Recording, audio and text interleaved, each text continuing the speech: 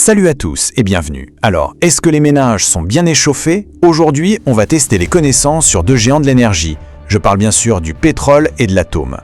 Alors comment ça va se passer? C'est tout simple, 10 questions, 2 grands thèmes. On commence avec le pétrole et ensuite on enchaîne sur le nucléaire. Pour chaque question, je vous laisse 6 petites secondes pour réfléchir. Allez, on se lance. Allez, c'est parti pour la première manche, consacrée à l'or noir. On attaque tout de suite avec la question numéro 1. La voici. Quel est le volume exact d'un baril de pétrole? On parle de cette fameuse unité de mesure. 6 secondes, ça démarre maintenant. Et la réponse, c'est 159 litres. Eh oui, c'est vraiment l'unité de mesure standard dans le monde entier, la référence absolue pour le commerce du pétrole. On enchaîne. Attention, question piège qui pourrait bien bousculer quelques certitudes. Quel pays possède les plus grandes réserves de pétrole prouvées au monde? Allez, top chrono. Alors, la bonne réponse, et non, ce n'est pas l'Arabie Saoudite, c'est bien le Venezuela. C'est le pays qui détient les plus grosses réserves prouvées de la planète. Un chiffre qui, on s'en doute, a un poids énorme sur la scène géopolitique. Question suivante.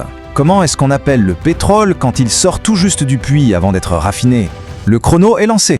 La réponse est le pétrole brut, tout simplement. C'est cette matière première qui part ensuite dans les raffineries pour être transformée. Allez, une question un peu plus technique maintenant. On parle de cet indice qu'on voit sur toutes les pompes à essence. Quel est son nom? C'est celui qui mesure la qualité antidétonnante du carburant. Eh oui, il s'agit de l'indice d'octane. Pour faire simple, plus cet indice est haut, mieux le carburant résiste à l'auto-inflammation, ce qui est bien meilleur pour le moteur et ses performances. On arrive à la dernière question de cette manche sur l'or noir. C'est une question fondamentale dans tous les débats sur l'énergie. Alors, le pétrole, c'est une énergie renouvelable ou fossile? La réponse est fossile, bien sûr. Rappelons-le, le pétrole met des millions d'années à se former à partir de matière organique. Il n'est donc absolument pas renouvelable à notre échelle. Et voilà, c'est la fin de la première manche. J'espère que ça s'est bien passé. On attaque maintenant le deuxième grand thème, l'atome. Allez, 5 nouvelles questions sur le nucléaire. Première question de cette manche, quel est le métal qui sert de combustible principal dans les centrales nucléaires? C'est parti pour les 6 secondes.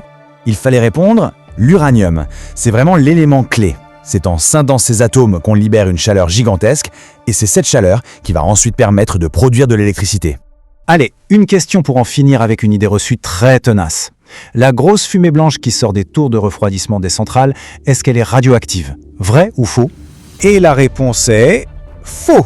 Absolument faux. Ce n'est que de la vapeur d'eau condensée. Elle vient du circuit de refroidissement et n'est jamais, au grand jamais, en contact avec des éléments radioactifs. On plonge maintenant au cœur même du réacteur. Comment s'appelle la réaction nucléaire qui consiste à casser un noyau d'atome en deux pour libérer de l'énergie? C'est à vous. Ce processus, c'est la fission nucléaire. C'est ça, la fameuse réaction en chaîne. On casse des noyaux d'uranium, ça libère une énergie monumentale sous forme de chaleur, et voilà comment on produit l'électricité. Question suivante, on parle maintenant d'histoire récente. Un événement tragique qui a marqué le monde entier et qui a complètement relancé le débat sur le nucléaire. De quel accident s'agit-il survenu au Japon en 2011? Il s'agit bien sûr de l'accident de Fukushima. Un drame déclenché par un terrible tsunami qui a noyé les systèmes de refroidissement de la centrale.